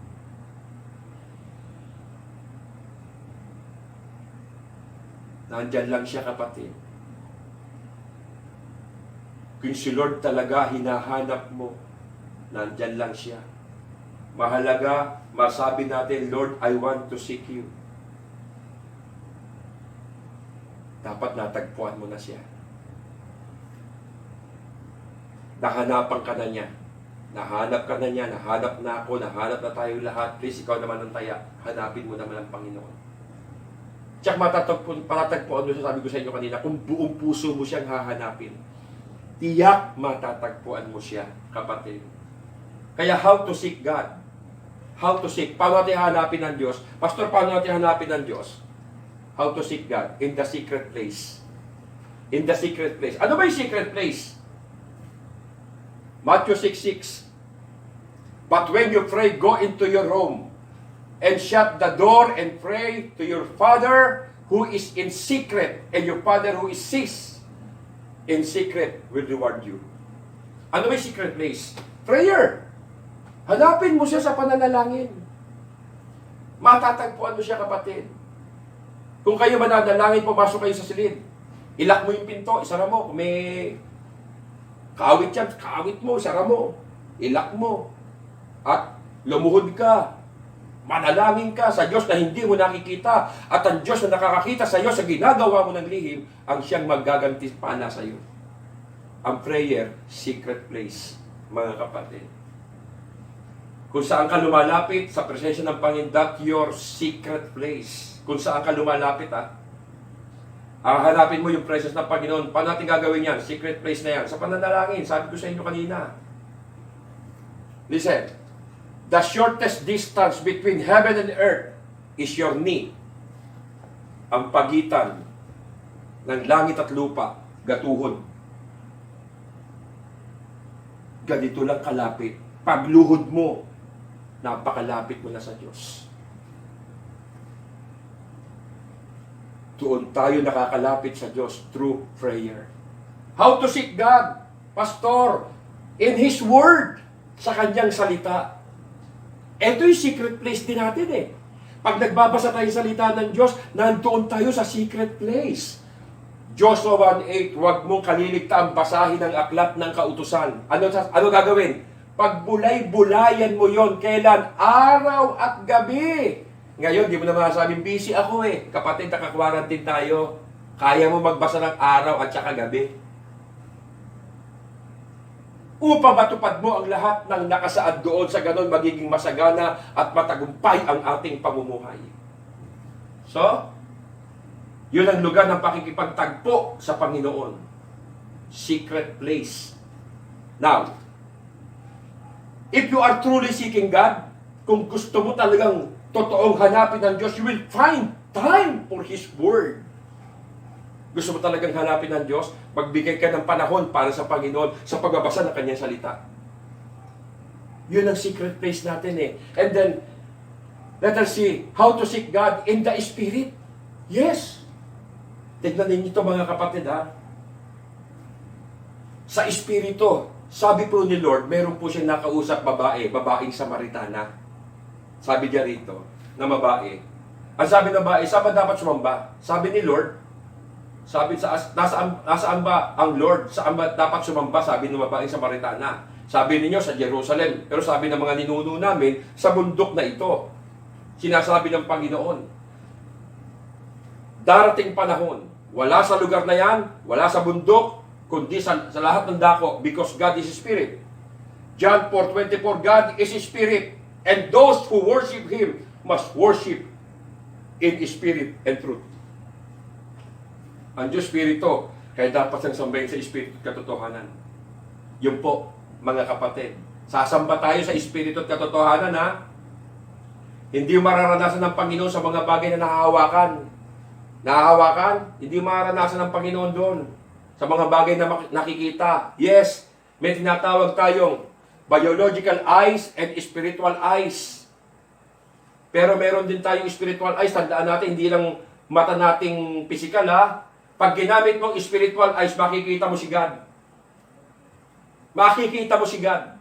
Pag ginamit mo spiritual eyes. Ano yun? Yung pananampalataya mo. Kasi po ang Diyos, Espiritu. Kaya kung gagamitin mo physical eyes, para sa iyo hindi Espiritu ang Diyos eh. Dapat sabi dito, dapat sambahin sa Espiritu at katotohanan. Eh ang ginamit mo physical eyes, yung biological eyes, hindi spiritual eyes, hindi mo siya makikita. So para sa iyo, dahil ginamit mo ang physical eyes, para sa iyo, ang Diyos bulto. Para sa iyo, ang Diyos kahoy, bato, styrofoam, plastic. Kasi ginamit mo biological eyes eh. Pero pag ginamit mo physical eyes, kapatid, sapagkat nabubuhay kami batay sa pananampalataya, hindi sa mga bagay na nakikita. Pag ang ginamit mo physical eyes, hindi yung faith. Physical eyes, hindi yung pananampalataya. Ang physical eyes, kapatid, pag ginamit mo yan, hindi yung faith, kundi yan ay fake, peke. Kaya ang Diyos nyo, peke. Bakit? Ginamit mo physical eyes eh. Ang Diyos hindi nakikita. God is Spirit. Paulit-ulitin ba natin? Ang Diyos Espiritu. Alam nyo, ang mga tao, meron pong natural tendency to seek God eh. Totoo yan. Meron pong natural ang tao. Pagsilang pa lamang sa mundong ito, na may hinahanap siya. Natural po sa isang tao ang may hinahanap pagsilang. Kasama na po yun sa naturalesa ng tao. Kung paano nilikha ng Diyos ang tao na natural. Natural may hinahanap ang tao. Naghahanap ng pagkain, naghahanap ng pananamit, naghahanap ng ikabubuhay. Eh yung mga sanggol pa nga lang, hinahanap na yung daddy ng ina eh. Hinahanap na eh. Nakita niyo? Natural yun sa isang tao. Pagsilang pa lamang niya sa mundong ito, may hinahanap na siya. Pero ito mapapansin nyo, mga kapatid, mula sa kalooban ng tao, na siya'y may hinahanap pa rin, na hindi niya matagpuan. Alam niyo, hinahanap niya yung supreme being. Pag hindi niya natagpuan yun, hungkag, empty pa rin siya, kahit nakamit na niya ang lahat ng bagay. Empty. Kasi hindi nahanap ang Diyos eh. Eh yung Diyos lang makapupuno eh. Dito at dito at sa ating buhay. Diyos lang po ang makapupuno, mga kapatid. Kaya mula pa noong unang panahon, napapansin yung mga tao, lumalapit sa Diyos sa kanilang sarili-sariling imahinasyon, sarili-sariling pamamaraan, sarili-sariling paniniwala. Ang tao, lumalapit sa ganun eh. Kasi hindi nga nila kilala ang Diyos. Merong natural tendency, ang tao lumalapit sa Diyos. Nahanapin ang Diyos, pero eto nga, mga kapatid, sabi nga rito, sapagkat 28 ng 17 to 31, nakasalalay sa kanyang ating buhay, pagkilos at pagkatao, tulad na sinasabi ng ilan sa inyong mga makata, tayo nga mga anak niya. Anak ka ng Diyos, anak ako ng Diyos, anak ka ng Panginoon. Verse 29, sapagkat tayo mga anak ng Diyos, huwag nating akalain na ang kanyang pagka-Diyos ay mailalarawan sa ginto, gintong Diyos. Gintong pilak, gintong Diyos na bato, Diyos na pilak, Diyos na ginto, na pawang likha ng isip at gawa ng kamay ng tao. Alam nyo, sabi ng Bible, mga kapatid, ang Diyos ng mga tao noon, yung gawa ng kanilang creativity. Kasi malikhain ng tao, kaya gumagawa tuloy sila ng Diyos. Yun ang ginagawa eh. Sabi nga ng Bible sa verse 30, sa mga nagdaang panahon, pinalampas ng Diyos ang hindi pagkakilala sa kanya ng mga tao. Mahabang panahon, hindi pinansin ng Diyos yan. Pinabayaan ng Diyos yan. Yung hindi pagkakilala sa kanya ng tao. Ngunit ngayon, inuutos niya sa lahat ng tao, sa bawat lugar, sa bawat bansa, sa bawat nasyon, magsisi sila talikuran ang kanilang maling Diyos. Pagsisihan nila, mali yung Diyos na yon. Sapagkat tinakdanan ang Diyos ang araw ng paghukom. Tandaan nyo ha, sa sanlibutan, ito'y buong katarungan niyang gagawin sa pamamagitan ng isang tao na kanyang hinirang. Sino si Kristo? Siya po ang huhukom. Yung namatay at muling nabuhay, siya yung huhukom. Pinatunayan niya ito sa lahat ng muli niyang binuhay ang taong ito. Sino yan? Si Kristo Jesus. Kapatid, huhukuman yung mga taong sumasamba sa mga Diyos-Diyosan. Diyos na ginto, Diyos na kahoy, Diyos na bato, Diyos na pilak. See? Kaya, sa paglapit natin sa Panginoon, huwag sa paraang gusto natin. Sa paglapit natin sa Panginoon, sa paraang gusto ng Diyos. Hindi sa paraang gusto mo.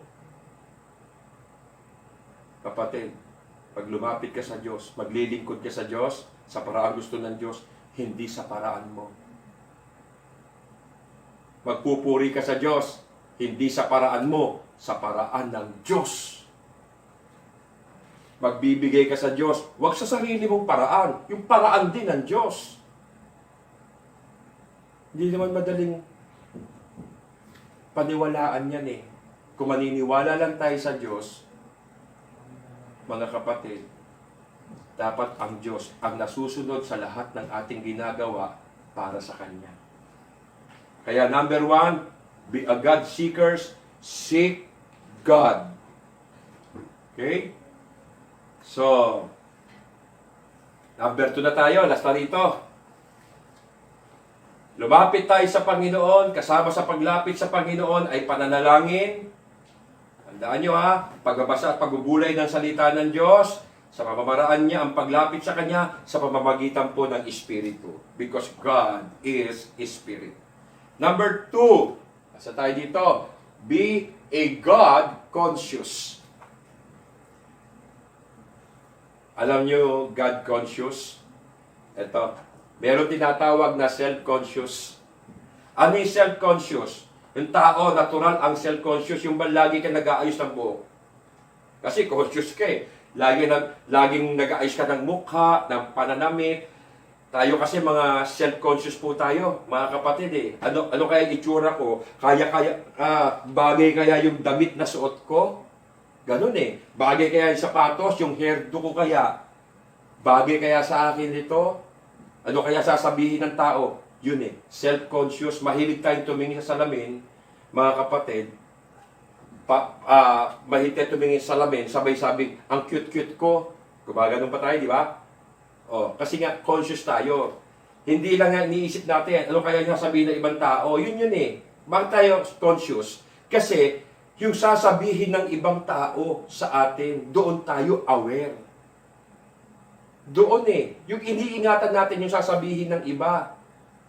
Tingnan nyo, yung mahalaga sa'yo, kung anong sasabihin ng ibang tao, yung mahalaga sa'yo eh. Yung iba dyan, tignan mo. Dahil mahalaga lang sa kanila, yung pagtingin nila sa kanilang sarili, kasi ibang tao sila nakadepende. Ngayon, naka-home quarantine tayo, tignan nyo ha. Iba dyan, naka-home quarantine tayo. Yung iba dyan, hindi na naliligo. Kung maligo, once in a blue moon. Kasi naka-home quarantine, minsan 2 beses sa linggo. Hindi na nga nagtututbrush yung iba eh. Kasi hindi ba na lalabas eh. Kasi wala nakakita sa kanya eh. Asa loob sila ng bahay. Kung ano lang isuot ng damit, okay lang. Kahit sira-sira, punit-punit, okay lang yun. Kahit lukot-lukot, pati mukha, lukot, ay okay lang yun. Total, wala bang makakakita eh. Hindi na nag-aayos. Kasi hindi naman siya lalabas eh. Kaya kung ikaw naliligaw ka, meron ka kursunada, tingnan mo yung kursunada mo, yung nililigaw ang babae, yung itsura niya. Punta ka sa bahay nila ngayong quarantine. Makikita mo ito na yung itsura niya, mga kapatid. Makikita mo. Yung bigla ang punta mo. Huwag mo sabihin pupunta ka. Kasi pag pupunta ka, mag-aayos sarili yan. Pero pag sinabi mong pag sinabi mong pupunta ka ng biglaan, yung Zoom, makikita mo. Nung araw, walang quarantine. Nako, planchado buhok. Talagang hindi matangay ng hangin. Pero ngayon, pag pupunta ka, nako, bosarga ang buhok. Sasabihin mo, mahangin ba sa loob? Iba mukhang bruha na eh, no? Kaya may mga lalaki na rin ngayon, hindi nagpapagupit. Mga ermitanyo na rin, mga kapatid. Kaya ako, nag-aahit ako, nagpapagupit din ako eh. Nag-aahit din akong barbero dyan eh. So, yun tinatawag na self-conscious. May tinatawag naman po na health-conscious. It's okay. I am health-conscious. Tama yan, kailangan natin yan. Health diet, vitamins, exercise, malinis sa katawan, alcohol ng alcohol, tama yan. Maging health-conscious tayo. Pero higit sa lahat, let us all be God-conscious. Ano yun? Ginawa niya yon upang hanapin nila ang Diyos. Baka sakaling sa kanilang paghahanap, baka sakali lang na itong tao maghahanap na to, ay matagpuan nila ang Diyos. Ang totoo naman, hindi naman siya talagang malayo sa atin ang Diyos. Sa bawat isa sa atin, nandiyan lang kung talagang hahanapin mo ang Diyos, matatagpuan mo talaga eh. Kaya lang iba, hindi talaga Diyos ang hinahanap eh. Hanapin niyo ang Diyos, pero totoo, nandiyan lang naman siya eh. Kasi nga, nabubuhay tayo sa physical world. Akala mo, wala nakakakita sa'yo. Akala mo, wala kang katabi. Pero nandiyan lang si Lord, mga kapatid. Nandun nga lang siya sa spiritual. Di mo siya nakikita. Sabi nga ng Bible, saan ako magpupunta upang ako'y makatakas? 139:7-12. Sa iyo bang espiritu ako ba'y makakaiwas? Kung langit ang puntahan ko, tiyak naroon ka. Daigdig na mga patay, humimlay man ako, ikaw din kasama ko. Kung ako'y makalipad, umiwas sa pasilangan, o kaya tirahan ko'y ang duluhan ng kanluran, tiyak na ikaw'y naroon upang ako'y pangunahan. Matatagpo kita roon upang ako'y tulungan. Kung ang aking pagtaguan ay dilim na pusikit, napakadilim na. Padiliming parang gabi ang liwanag sa paligid. Maging itong kadiliman sa iyo hindi dilim. At sa iyo yaong gabi parang araw na maningning. Madilim at maliwanag sa iyo ay pareho rin. Tingnan niyo yan. Bakit? Ano ipinakikita rito, mga kapatid? Ba't alam ng Diyos ang lahat? Because God is omniscient. Omniscient. Anong ibig sabihin niyan? Yung omni, mga kapatid, meaning all. Yung sient, meaning niyan, to know. Lahat alam. Pero ang sient, ang ibig sabihin niyan, science po yan, mga kapatid. Science. Present, nandiyan ang ibig sabihin. Pag sinabing omniscient, meaning, He knows everything. Alam niya lahat. Kaya sabi nga rin sa binasa natin 139 ng awit, sabi dito, saan ako pupunta? Kung pupunta ako sa kalangitan, nandoon ka, kalaliman, nandoon ka. Kahit yung kadiliman, hindi dilim sa'yo. Gabi, napakaliwanag din sa'yo, parang araw, wala po tayo may tatago sa Panginoon. Kaya nga, God is near, God is here. Paano ka makapagtatago? Ang Diyos nandiyan. Hindi naman lumalayo ang Panginoon sa'yo. Sapagkat ang Diyos nasa lahat ng dako.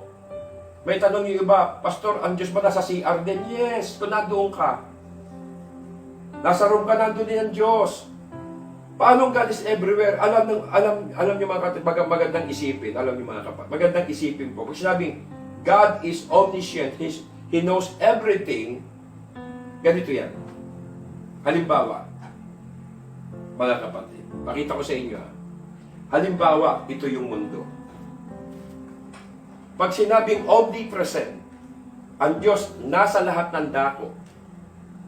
Ang Lord ba nandoon sa loob? Nandoon sa loob ng mundo? Hindi po, mga kapatid. Ganito po yung tamang pagtingin sa Diyos, ha? Ito yung mundo. Ito yung Panginoon. Okay? So, ito mundo. Ito Panginoon. Nakapaloob ang Diyos sa loob at labas. Nakukubabawan niya ang loob at labas ng mundo. Siya ay nasa loob, nasa labas, nasa ilalim, nasa ibabaw at nasa lahat ng dako. Because God is sovereign. Ang Diyos ay makapangyarihan. God is omnipresent, is the Word in God. Not just God in the Word. Take note, ha? God is omnipresent, is the Word in God. Not just God in the Word. Ang buong sanlibutan ay nakukubawa, napupuno na ng presensya niya ang buong sanlibutan. God is omnipresent. Di ba dapat maging conscious tayo? Ay, nandito pala si Lord. Ay, nandiyan pala si Lord. Di ba, mga kapatid? So, ano dapat gawin? Maging conscious tayo. Kapag sinabi ng consciousness, mahalaga maintindihan natin. Parang, hindi yung parang pinipicture natin na kasi baka stricto siya. Baka ang Diyos terror. Baka pag nakita niya ako, nadapa, nagkasala, nagkamali, baka parusahan niya ako. Hindi po ganun ng Diyos, mga kapatid. Ibig sabihin ito, God, omnipresent God. Alam niyo, kapag conscious ka sa Panginoon, dapat isipin mo, He is your Father in heaven. He is your best friend. Kaya siya nandiyan kasi gusto niya pagmalasakitan ka. Hindi para bilangin yung nagawa mong kasalanan. Hindi para duro-duruin ka, ganituin ka pag nagkasala ka. Hindi po ganun. Napakabuti ng Diyos. Kaya nga, conscious dapat din tayo, mga kapatid. Okay? So, 1:9-10, tiyak ikaw ay naroon upang ako'y pangunahan. Matatagpo kita roon upang ako'y tulungan. Kahit palanasan tayo, nandiyan ang kamay ng Panginoon, mga kapatid. Matatagpo mo, Panginoon, doon. Gagabayan niya tayo. Kahit sa tayo pumunta, nandiyan lang kamay ng Panginoon. Lord, kasama natin ang Panginoon. Alam nyo, yung taong nakakaalam ng presensya ng Panginoon sa kanilang buhay, yung taong nakakaalam, sila po yung meron sense of security. Alam niya na sa kanya si Lord, meron siyang sense of security, meron siyang joy. Dahil alam niya nandiyan lang Panginoon sa tabi niya eh. At nagbibigay ito ng comfort sa kanya. Ang taong nakakaalam nasa kanya ang Diyos. Meron siyang satisfaction. At nagbibigay ito ng assurance, mga kapatid. Sabi ng Lord, di kita iiwan, di pababayaan man. Naniniwala siya kasi nasa kanya ang Panginoon. Alam niyang nandyan ang Diyos. Alam niyang narito, Panginoon. Alam niya, mga kapatid, huwag iisipin na ang Diyos ay ganito, ganon. Huwag po. Mabilis magalit ang Diyos. Hindi po. Ang Diyos malayo, malapit, mapagmahal. Hindi nawawala ang Diyos at ang kanyang pag-ibig sa atin. Minsan parang ang feeling natin, sinasabi natin, ang layo ni Lord Yung feeling mo, ang layo ni Lord. Hindi, kapatid. Feeling mo lang yun. Dahil ang totoo, ikaw ay lumalayo. Di si Lord. Maaring God is silent. Tahimik lang siya, but not absent. Because God is here. God is near. Tahimik lang yan. Mga kapatid, si Lord, nakikiramdam lang sa atin yan. Nalalayo ba tayo sa Diyos? Yes. Kasalanan po ang nagpapalayo sa atin sa Panginoon. Dapat God-conscious din tayo. Alam niyo, God-conscious, nagdadala ito ng holiness sa buhay. Yung mga tao sabi parang, ang layo ni Lord sa akin. Well, minsan feeling mo lang yun. Kasi nagkakamali ka eh. Kasi nagkakasala ka. Kaya, ang pakiramdam mo, alam nyo, nakokondem mo ang sarili mo. Iniisip mo, nagkamali ako, nagkasala ako, tsak lalayo sa akin ng Diyos. Magagalit sa akin ng Panginoon. No. Kaya nga, itong God-conscious, nagdadala po ito ng holiness. Ikaw na mismo ang magpapairal sa sarili mo. Anyat nandiyan ang Diyos. So, gagawa ka ba ng kalokohan? God is near, God is here. So, ano yung papakita mo? Yung holiness. Yung righteousness. Yun ipapakita mo eh. Ang kasalanan po ang nagkikreate ng distance between us and God. At kung iisipin natin, hindi na ako rapat-dapat kay Lord. No, no, no. Huwag mong iisipin yan. Lumapit lang tayo sa Panginoon, magrepent tayo, maging tayong tawad sa Diyos, sapagat ang Diyos hindi po siya babagsik na Diyos. Mga kapatid, God is here. Katabi mo lang si Lord. Katabi mo lang. Kaya dapat may holiness tayo sa buhay. Tignan nyo nga yung iba, masyadong virus conscious, didisinfect lahat eh. Kahit hindi sure kung may virus o wala. Hindi sure pero didisinfect niya. Alcohol ng alcohol, kung may nahawa kang virus o wala talaga. Ang Diyos siya na nandyan. Sure na nandyan. Ang tanong, didisinfect mo ba yung sarili mo? Kapatid, alam mo nandyan si Lord. Nililinis ba natin ang puso natin? Ang buhay natin? Takot pa tayo sa virus, kaya hugas tayo ng hugas ng alcohol, hugas tayo ng hugas ng kamay. Pero ang tanong, may takot ba rin tayo sa Diyos? Dapat din tayo maghugas ng buhay. Maghugas ng puso sa ating mga karumihan. Pag sinabi pong holiness, hindi lang po tayo ang nagpapalinis sa Panginoon. Pag sinabing holiness, nag-iingat tayo na huwag tayong marumihan, ma-infect ng kasalanan. Yan po. Alam nyo, maraming paraan na magpapalayo sa atin sa Panginoon. Hindi lang sin. Maraming iba't ibang bagay na makapagpapalayo sa atin sa Panginoon, mga kapatid. Kaya dapat mag-ingat tayo, maging conscious tayo palagi sa relationship natin sa Panginoon. Because God is immanent. God is here. And God is near. Ano tamang attitude? Be a good seeker. Be a God seeker. And be a God conscious. Dalawa lang ang mensahe natin. Kaya may napakahalagang pangalan sa Bible eh. Alam niyo kung ano? Emmanuel. Pag sinabing Emmanuel, God is with us. Siya na God na kataas-taas, ang God above God. God has became God with us and also God in us. Because God is with you, because God is with us. God is here and God is near because immanence of God. Emmanuel. God is with us. Immanence. God is with you. Doon galing ang word na immanence sa Emmanuel. So, kataas-taasan Diyos, transcendent God, God above, and beyond us, tapos God is with us. Kumakatok sa puso mo, kapatid. Not God is around you, God is in your heart. Kung papapasukin mo siya, damahin mo lang siya, mga kapatid. Pansinin mo naman siya, nandyan lang siya. Kumakatok siya. Kumakatok sa bawat puso natin. Anak, may lugar pa ba ako sa puso mo? Gusto makapasok ng Panginoon. Gusto niya magsalo kayo. Gusto niya mag-fellowship kayo. Gusto kanya makasama, mga kapatid. Gusto niya maipadama sa iyo ang kanyang pagmamahal, ang kanyang pag-unawa, ang kanyang pagpapatawad, ang kanyang pagpapala. Gusto niyang maranasan mo. Papasukin mo siya because God is with us. God is near and God is here. Pakalapit lang niya. Hindi siya malayo. Kapatid, pansinin mo naman ang Panginoon sa buhay mo. Okay? Gusto niyang makasama ka niya. Tulungan mo sarili mo na magkaroon kayo ng true relationship ng Diyos at ikaw. Ingatan mo relasyon mo sa Panginoon. Huwag mong hayaang may hahadlang sa inyong dalawa.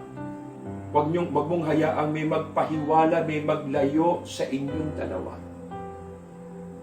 Gusto niya makapasok sa puso mo. Gusto niya na makasama ka niya. Kapatid, hindi siya malayo sa iyo. Ang lapit-lapit. Lagi siyang nagpapapansin sa iyo. Lagi kanyang tinatawag. Tinatawag ang pangalan mo. Lagi kanyang minamahal, pinahahalagahan, pinapatnubayan. Lagi kanyang pinapatawad. Gusto ng Panginoon, magkaroon kayo ng bonding. Kaya ikinulong tayo ng Lord. Merong quarantine, kinulong tayo. Dahil ang gusto ng Panginoon, magkaroon naman kayo ng fellowship. Karoon kayong bonding. magkaisa kayo. This is the time. Ito yung oras. Huwag mong abalahin ang isip mo sa mga bagay na walang kabuluhan. Kapatid, sana maalala mo, ito yung panahong gusto kang makaniig ng Panginoon. Gusto niyang maramdaman mo na siya ay nandiyan lang, narito lang, at malapit sa iyo. Na kailanman, hindi ka niya iiwanan, di pababayaan. Sana naunawaan po natin, mga kapatid, ang mensahe ng Panginoon sa atin, ang salita ng Diyos. Sana ito po ay nag-cultivate sa ating puso, humalukay ng ating kalooban, at nagbigay ng kaunawaan at kaliwanagan sa atin. Gusto ng Diyos makilala mo siya ng napakalaking Diyos. Na Diyos na walang hanggan, walang katulad. Diyos na nag-iisa lang. Diyos na nagbigay ng buhay para sa iyo. Diyos na umibig ng totoo. Diyos na nagligtas sa atin sa tiyak na kaparusahan. Ang Diyos na yan, hindi nangangailangan ng ating paglilingkod. Pero siya pang hindi nangangailangan, siya pa yung lumapit sa atin. Hinanap tayo, tinawag tayo, pinili tayo, ginamit tayo. At ngayon kapatid, sa dalangang kulang, kilalanin mo siya na mas malalim na pagkakakilala para maging malalim din ang relasyon mo sa Kanya upang walang makahadlang sa inyong dalawa. Mga kapatid, pagpalain kayo ng Panginoon. Sana po patuloy nating maranasan ng Diyos sa ating buhay. Gusto ko manalangin. Salamat, Panginoon, sa iyong biyaya. Biyaya ng iyong mga salita. Biyaya na nagbibigay sa amin ng pag-asa. Salamat nagpapakilala ka sa amin sa napakaraming panahon at pagkakataon. Salamat sa aral na aming pong naririnig na nakakapag-ungkal ng aming puso't isipan. Salamat po sapagkat ipinapaunawa mo sa amin ang lahat ng bagay. Pinagmamalasakit mo sa amin ang lahat ng bagay. Salamat po sa kabutihan mo, Panginoon. Lagi mo po kaming paalalahanan na ikaw ay nariyan lang, hindi kami iniwan ni pinabayaan man. Patawarin mo kami sa aming mga kahinaan, sa aming mga pagkakamali, sa aming mga pagkukulang, sa aming mga kasalanan.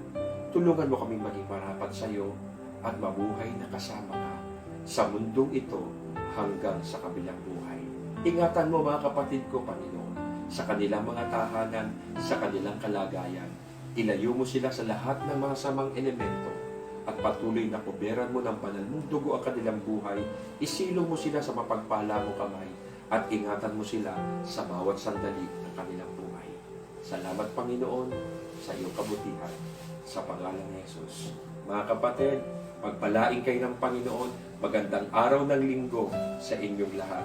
God bless all. Makita-kita po tayo sa Wednesday, alas 8 ng gabi sa ating online Bible study, Turning Back to Our Original Design. God bless. Hanggang sa muli, mga kapatid.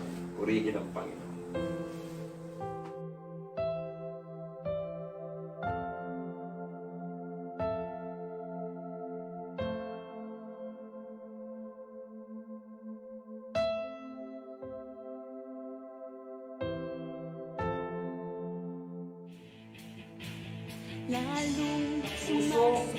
Panginoon, i-bless mo sila, bigyan mo sila ng karunungan, ng kaalaman, ng katwiran mo, gamitin mo sila mightily. In the name of Jesus, i-bless mo silang lahat, Panginoon, sa lahat ng aspeto ng kanilang buhay.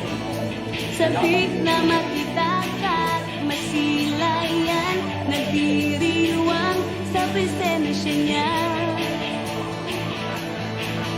Lalong sumasaya kapag kapiling ka, sumasabay sa tugtugin at papuri.